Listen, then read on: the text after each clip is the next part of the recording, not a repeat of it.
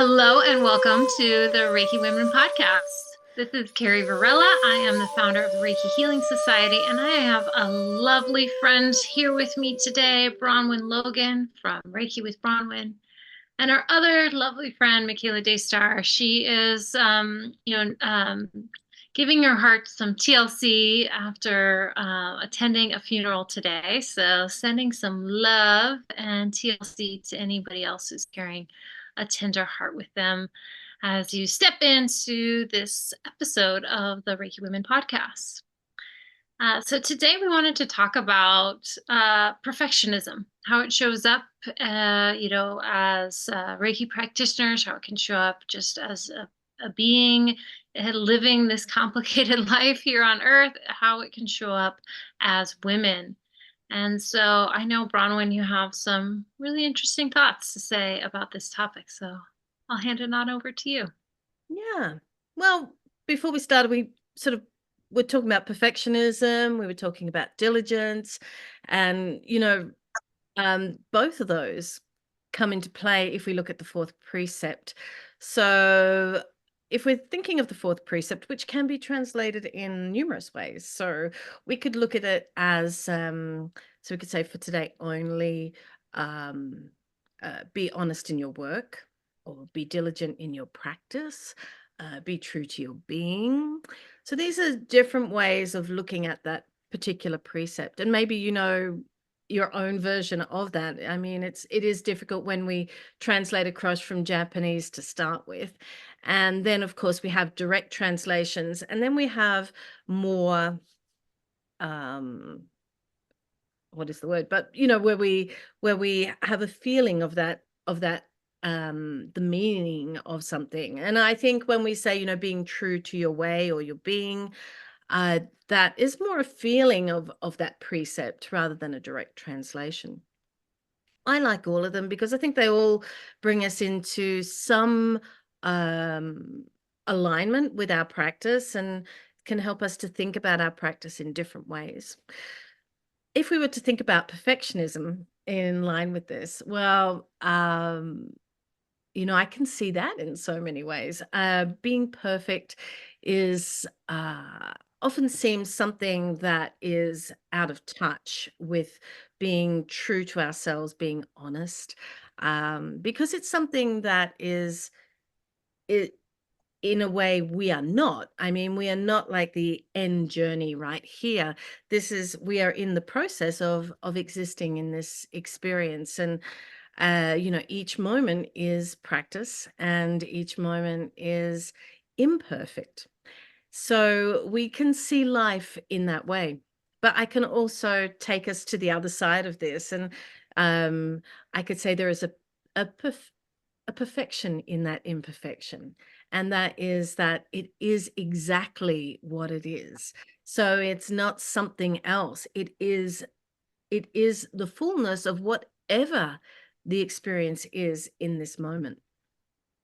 So we could sort of see that both ways, which I sort of like. And, if I look at, what it means to be perfect, we could look at the Japanese idea of Kintsugi, where you have, if you break something and you put it back together again, typically an example of this in Japan is the idea of a teapot or a teacup.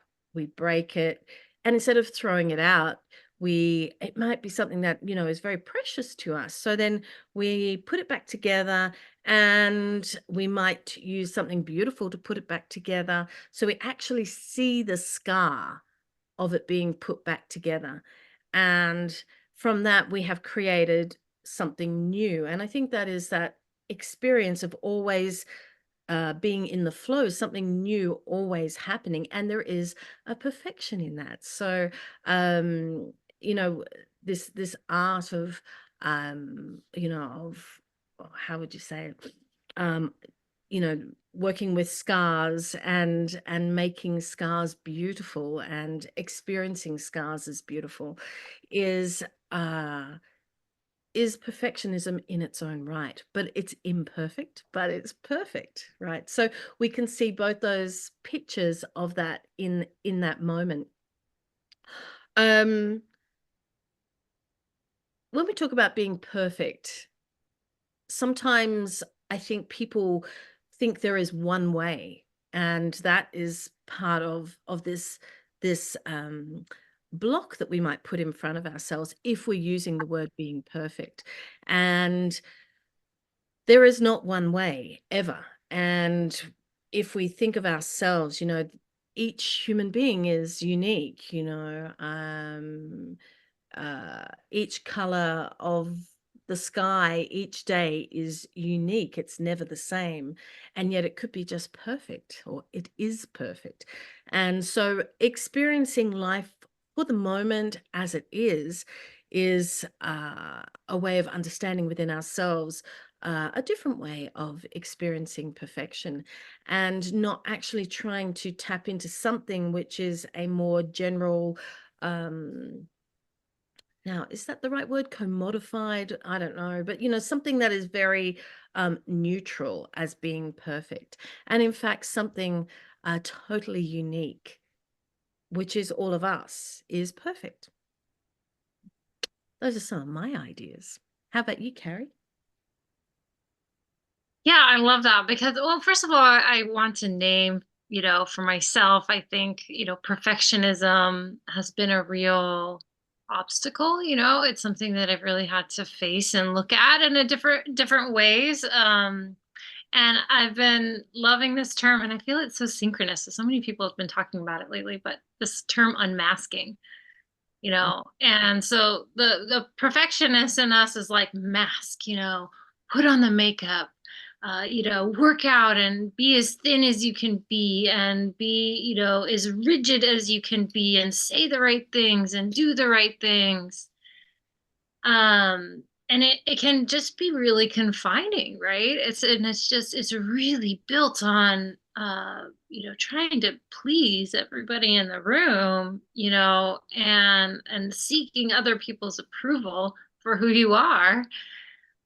So that's a really fragile way of being in relationship with perfectionism. And so I love that, your definition of perfectionism is like, let's look at what is. Let's be in touch with the beauty of what is. And I think when I've been able to get into that place and like drop the mask and just share what's, in my heart, whether it be, I think of my perfect example is a yoga class. I just see this. I've just seen it so much in my community amongst yoga teachers and myself, just feeling like this pressure to provide this perfect, eloquent, perfect experience for people. But really, that only happens when we can all drop into the moment. We can all shed, expectations of the practice and really speak from our heart, right? And I think when I'm so stuck on trying to, like, do the work for other people, then it just falls flat, and people are left with maybe a disappointed feeling. Maybe they feel like they had an expectation not being met. I'm not sure. But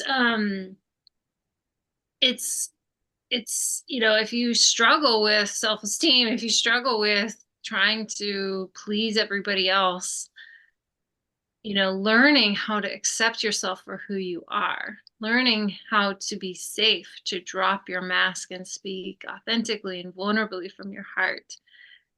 I think that is a quicker path to perfectionism. And I think when we're talking about, well, I don't even think perfectionism is the goal really, but to really hold space for people. And I think of it maybe in a context of a Reiki session or a Reiki class. Maybe that'd be a good analogy too. But is when you're aligned, you're really in the belly of the transformation of the teachings that they provide, when you really take good care of yourself, and then holding the space for somebody else in a Reiki session, and maybe can share something that you've been going through that feels really aligned to share with what they're going through.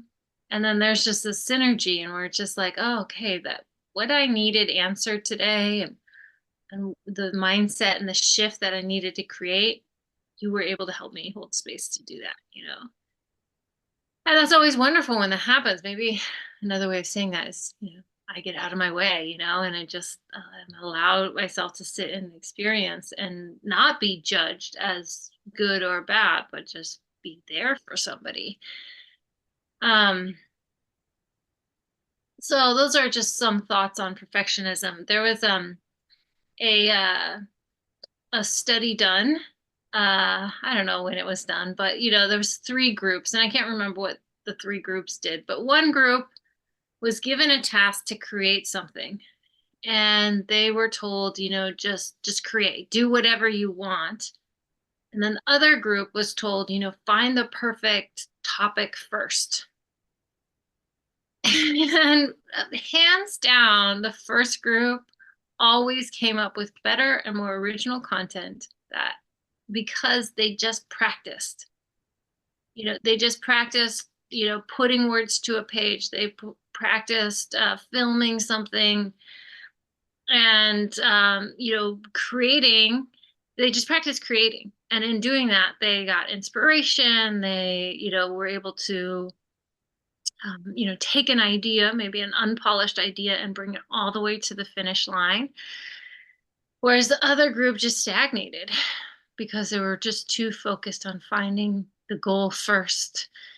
And that has been such a game changer for me, I think, when I think about that. Like, just be in the process of creating, whether I have a big project on my plate or I'm doing something that I have never done before. Do that a lot in my Reiki practice. Is that I know that I just have to step into the process of creating. And once I can get there, like, the inspiration will be there, content will be there, the idea that really helps it, come across as refined and polished and thought through. It comes across, and it doesn't start by knowing that from the outset. It starts by just doing it, and then through the process, it usually comes out a lot better than it is in my head. Um, and so I guess coming back to the precepts, I think of that as just being diligent, to be diligent. And this is really an important part of my spiritual practice, is not getting caught up in the overwhelm. So if there's a big goal, a big something that I want to achieve, the Reiki precepts help me drop into whatever I need to do today in order to keep moving and create momentum in that direction. And when I can sit with what is even possible for me to accomplish and complete in one day, like, the overwhelm dissipates, and I can step into the process, and I can get out of my way, and I can find, they talk about in the Tao Te Ching, is like effortless action. You're just like, I'm gonna make this effort now, and I'm gonna get out of my own way. I'm gonna get out of resistance. I'm gonna get out of the drama of doing it, because it's probably hard. But I'm just gonna, sit still and let it move through me. Um, so I love that about that fourth Reiki precept. And I think that, another coin of that, another side of that, is being diligent, or I already said that, being diligent. That to me is the definition of diligence. It's like, how can I take a task that seems unmanageable and just break it down into something that I can accomplish? And I also love practicing this precept at the end of the day, because it really helps you connect to a sense of accomplishment. So even if we go all the way through a day and be like, oh God, I still feel so overwhelmed. I still have so many things going on. This is my life as a mom, by the way, and as a small business owner. I can actually sit back and reflect, oh, what did I accomplish today? Oh, I went to the grocery store. And so I can celebrate that I have food in my in my house for the next week. And that will make things easier for my future self. I can celebrate that, just any of the ducks that I were able to put in a row. I can celebrate the things that I did accomplish. Um, and yeah, that feeling of accomplishment is really, really nice. And it's probably something that we're seeking when we're looking at perfectionism too. Yeah, absolutely. I mean, for me, there's look, even doing this podcast or teaching, um, there is something that sits within us where, we want, if we come to do this, right? And it's my turn to speak. And yeah, of course, there is some drive to be perfect, right? There is some drive to know everything, or to be able to say it in a way that connects with people, has meaning, or not look like an idiot, or whatever it is, right? And I know probably most people feel that to some degree. I definitely feel that. And so, looking at it from this particular precept, being honest with myself and being true to who I am, can help me to sit back out of that panic, which is sort of like you're talking about the overwhelm. And I think that's that, right? And to know that uh, that everything's okay, and that whatever is going to happen, if I sit back into it rather than sit in the overwhelm, that it's going to be okay. And that each moment is simply an experience for me. And if I can be truthful to myself in that moment, to the best of my ability in that moment, which almost sounds like I'm putting pressure on myself there, but I don't think so. It's almost like maybe it links into, see, that's the thing about the precepts, they don't exist on their own. So, it links into being compassionate. And I think you mentioned that just before, Carrie. But, that thing of being compassionate to ourselves, and knowing that that everything's okay, and that whatever comes out of that is meant to come out of that in that moment. Um, so possibly a way of seeing that is also that intention is more important than perfection. So if my intention is to be open to to whatever experience happens in this moment, then I am open to uh, allowing whatever needs to come up, and um, not to try to make that into something that it isn't. So something dishonest, something that, where I feel like, oh, I need to say something, so I'm going to say blah blah blah, but it's not true, or it's not something that I actually really feel. So trying to link into that, I do think intention is important, and letting go of this idea that I need to be perfect. But as I said, there's that works in the way of that is perfection, in just allowing this moment to be whatever this moment needs to be. So all that blah, blah, blah that I just said. Let's hope that was right. And but I think there's so much about this. What does it mean to be honest? And in our world, we're used to telling white lies. We're used to, is that what we're talking about? We're used to sometimes telling deeper, large lies, or hearing lies, or having to differentiate what all of that is. But I think that if we look at being honest, it is just taking each moment for what it is. And yeah, breathing into that, not trying to create something more from that. And possibly it's rather this idea, and this is what I love about the Japanese system of Reiki, is always that it's about going in rather than out. And if we're looking at going into ourselves, then it's possibly going into a quieter space, going into a flow that is just connected with everything, and sitting in that flow and allowing ourselves to be there in that moment. So that's quite opposite to me creating something or trying to make myself into something or be something. Yeah, I mean, the other thing you were just talking about, Carrie, is like making mistakes. And, for me, that's just, I don't even know, should we even call them mistakes? Maybe we could think up a better word for mistakes. It's sort of like mistakes are the best things that could ever happen to us. They are us allowing ourselves to move into all these different places and experience life in different ways. They are our challenges. And we know that with more challenge, the more resilient we become. And that's something from inside, something internal. So it's not me putting up a barrier against the world, but it's me being inside, feeling that strength inside of me that I actually can move myself into spaces that might be uncomfortable. And maybe I'll learn something and experience something that I haven't before.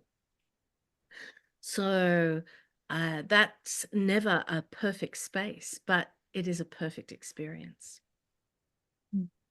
Oh gosh, so many mistakes, but they're good. I agree. So my mentor, she always said that mistakes are moments in the process of knowing, and I love that. Yeah. Love that.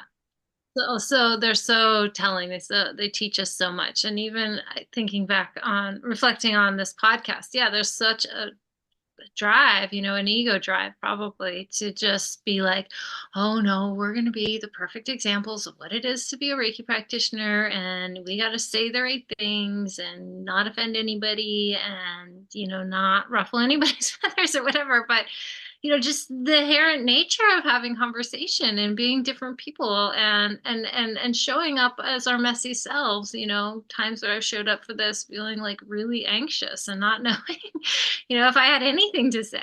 And then actually the beautiful thing is being in that process and sitting with it is like some really wonderful, beautiful, bright reflection, at least for me, kind of comes through, right? Like it's something like, oh wow, like Bronwen, you said something, or Michaela said something, or I said something that like I really was able to tap into my truth. And I would have never been able to find that language or a way of expressing something if it hadn't been, through, communication and this experience and holding this container. And, I think there's a big drive sometimes in the world of entrepreneurship. I hate equating a Reiki practice to an entrepreneurship, but there is that kind of sometimes correlation, but I don't think of them as the same. But there's some people's trajectories, as Reiki practitioners is they just take off right from the outset. And that, they got a full book in their, Reiki practice, very quickly. And it's always really exciting to see practitioners like that. But that has never been my path with really anything. I've been much more of a slow burn kind of kind of trajectory. And I guess that's probably more my personality, my lifestyle anyways. So but that's again going back to just the sense that I need validation from something outside of myself to tell me who I am or what I know or um and that can be a real hang up, especially when you don't get that, and you have to like sit in the wild of the why of why you're not getting that and do the work that you were talking about is really going within. And when we feel that disharmony or anxiety or disconnect, um, it's good to evaluate what the motive is, what the goal is. And sometimes the goal is like the smashing success, and we don't achieve that, and that can feel frustrating and maybe disheartening at times. But you just have to learn how to ride those wins and take the wins that arrive, and use the things that you're learning in your life right here and now, um, kind of weaving them together to make something that is supporting you um, in your Reiki practice, in your Reiki business, and and just in relationships and in life. Um, there was another thread that you were talking about, and I kind of completely lost it. But um, okay. So here's the other thing I was going to say: is what is the third Reiki precept? Is that the to be grateful? Is that also translated as be humble? Yeah, and that's how I learned it first, was actually is be humble, and then Yeah. So I think that's also a component to it, right? Is in perfectionism, we've lost our connection to humility.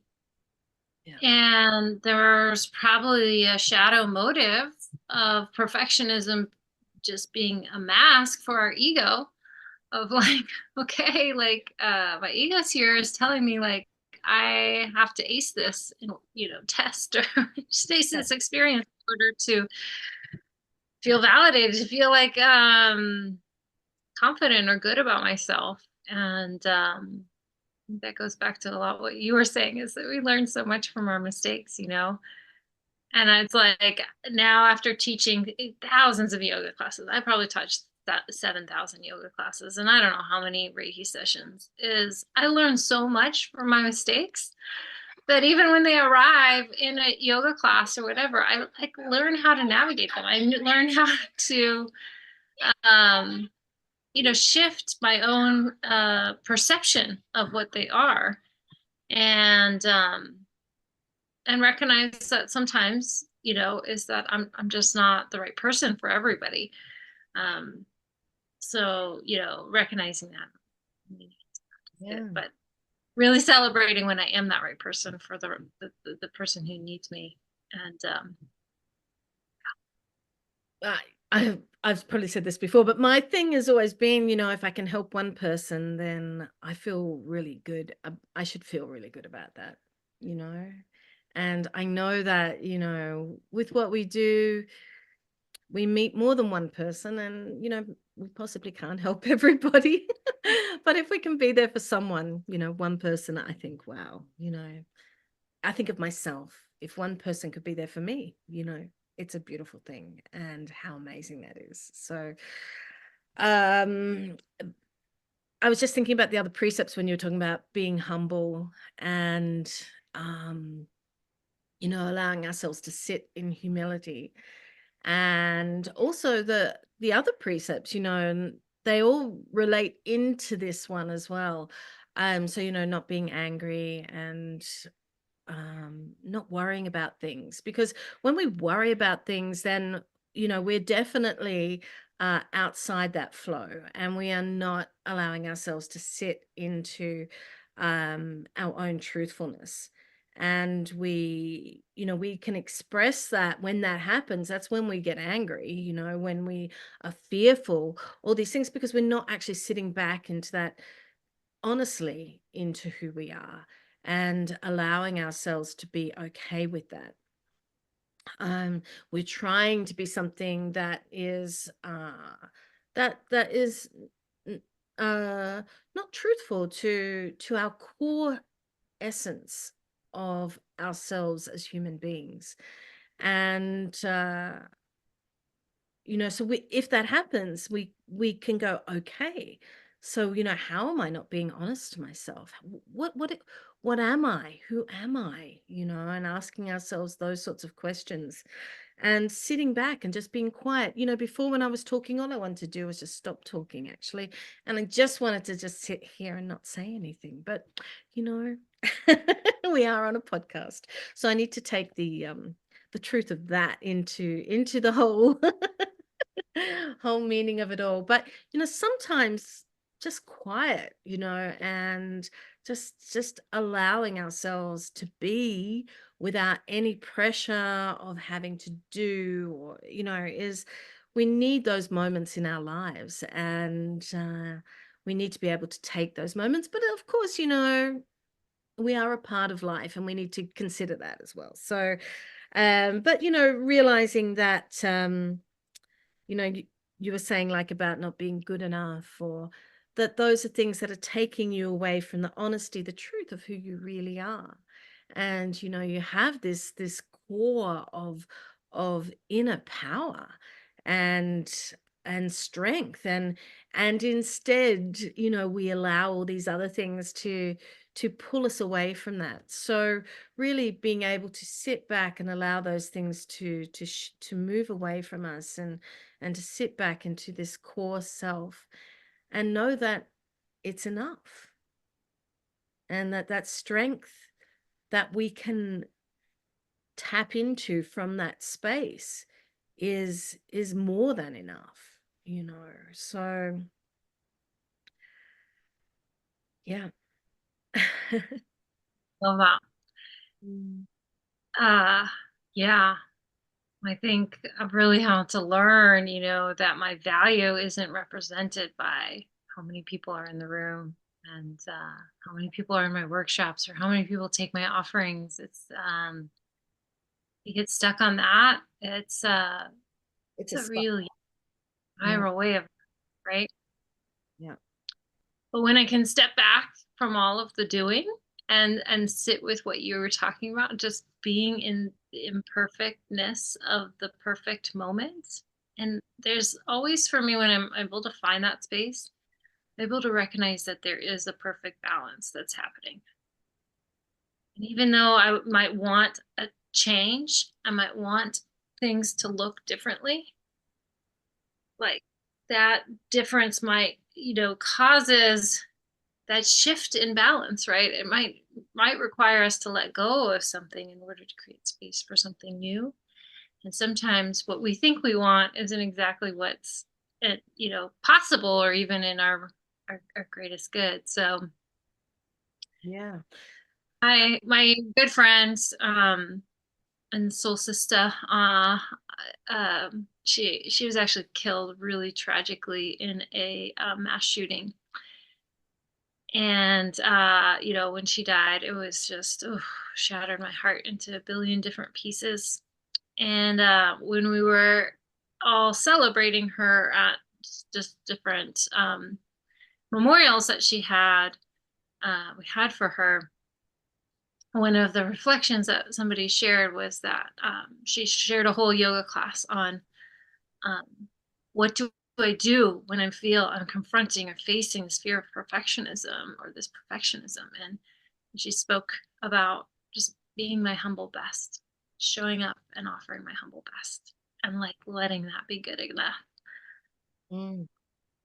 Such beautiful words, by a beautiful soul, and miss her so much. But yeah, I think when we can tap into the truth, that's what like sparks this fire in the hearts of everybody in the room. Um, and we can't get there through masking, we can't get there through perfectionism, we can't get there through ego. Like, we have to be able to drop all of that, step into authenticity. Mm. um I think what you're tapping into there as well, and I mentioned the word before, intention, but when when we need to have that sense of openness to be able to um, allow shifts and change to happen. And if we're too strict with ourselves, which is what perfectionism does to us. So if we are like saying, oh, no, I have to have this and it needs to be like this. And sure, it gives us a direction, but it's a finite direction. And possibly what will be more helpful to us is really to move, as we were just saying before, move more in, and allowing ourselves to just feel this sense of openness for the moment, for each moment, and seeing where that takes us, and without us trying. So our intention, we still have intention, but the intention is an infinite intention. So it's an intention that allows the world in, allows us to be a part of the world and to flow in that. And we can, I think there is a lot more honesty in that. And it is a space that releases the need to be fearful or needy, or it allows us to be humble, because we don't need to make ourselves into something. It's very hard for us to accept that we're good enough, I think, is really the truth of it all. And if we can sit back into this open space and allow whatever to happen, that's what we're saying. We are saying we are good enough to be us, to be whatever it is that we are in this exact moment. Isn't that such a good thing to remind yourself, that you're good enough, you know enough, you have enough, like there is enough to share, even if you knew everything, like would that get in the way of somebody's process? Sometimes when we're trying to do too much to prove ourselves, it gets in the way too. Um, But I think, I guess another thought that's kind of coming to me is, when we're stuck in perfectionism, a lot of times we are desiring an outcome that we can't control. Yeah. Can't control. We can't say, okay, I'm going to get 25 people sign up for my workshop. I'm going to have so many people in my Reiki class. And if I don't have that, then shit, it's not worth my time. It's not even worth it. I don't know. If we don't meet those quantifiable outcomes, or if we uh, aren't controlling somebody else's experience, a lot of times it's about controlling somebody else's experience. If like we can step away from that and just be in that authentic free flowing moment, that's also really helpful. So stepping back away from you know being in control of an outcome that we're not really actually in control of, loosening grip of that need to do that, to be that for anyone.